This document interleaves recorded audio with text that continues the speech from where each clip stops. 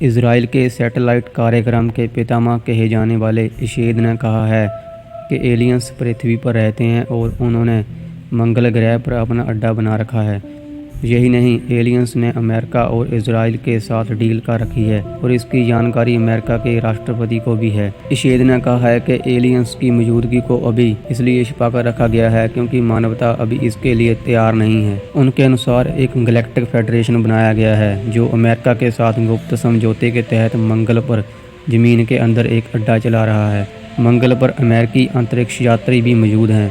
साबका राष्ट्रपति Donald Trump aliens के बारे में खुलासा करने ही वाले थे, लेकिन परग्रहियों ने उन्हें रोक दिया था। परग्रही लोग अमेरिका के साथ मिलकर ब्रह्मांड के ताने बाने को समझना चाहते हैं। एलियंस ने पृथ्वी पर परमाणु त्रासदी को रोकने में भी मदद की।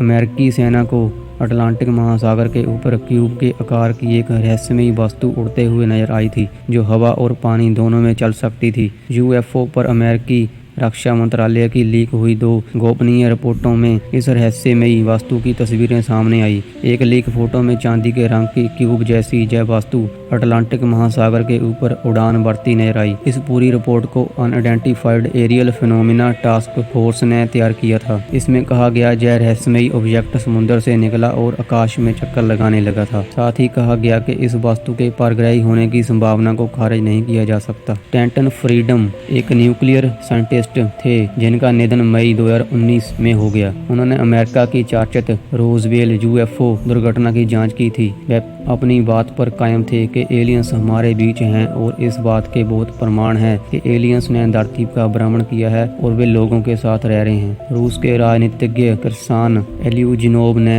एक चौंकाने वाला खुलासा किया था। उनका कहना है कि 18 सितंबर 1997 को एलियंस उनके अपार्टमेंट में उनसे मिलने आए थे। इसके बाद एलियंस ने उनका अपहरण कर लिया था। यह कहानी 2 वजहों से विश्वसनीय मानी जाती है। एक तो एल्यूजिनोव के ड्राइवर, मंत्री और सहायक ने इस बात की पुष्टि की थी कि वह रहस्यमयी तरीके से गायब हो गए थे। रूस के पूर्व प्रधानमंत्री दमित्री मेदवेदेव जब रिपोर्टर से बात कर रहे थे तो उनके मुंह से निकल पड़ा था कि एलियंस इंसानों के बीच रहते हैं और उनके साथ मिलकर काम करते हैं। एरिया 51 के बारे में कहा जाता है कि वहां अमेरिकी सरकार ने एलियंस को छिपाकर रखा है। कुछ का कहना है कि वहां यूएफओ का परीक्षण किया जाता है। सीआईए में रह चुके एडवर्ड स्नोडन ने अमेरिका के बारे में सनसनीखेज दावे किए। जब वो सीआईए में कर्मचारी था तो उसने सीक्रेट इंफॉर्मेशन की चोरी की थी। बाद में उसने इसे लीक करने का दावा किया। इन इंफॉर्मेशन से यह संकेत मिलता है कि अमेरिका को टोल वाइट नाम के एलियंस से निर्देश मिलता है। लीक के मुताबिक यह एलियंस की वह प्रजाति है जिसके बारे में दावा है कि नाजियों को पहले विश्व युद्ध से पहले सत्ता दिलाई थी और पहले विश्व युद्ध के बाद फिर उन एलियंस ने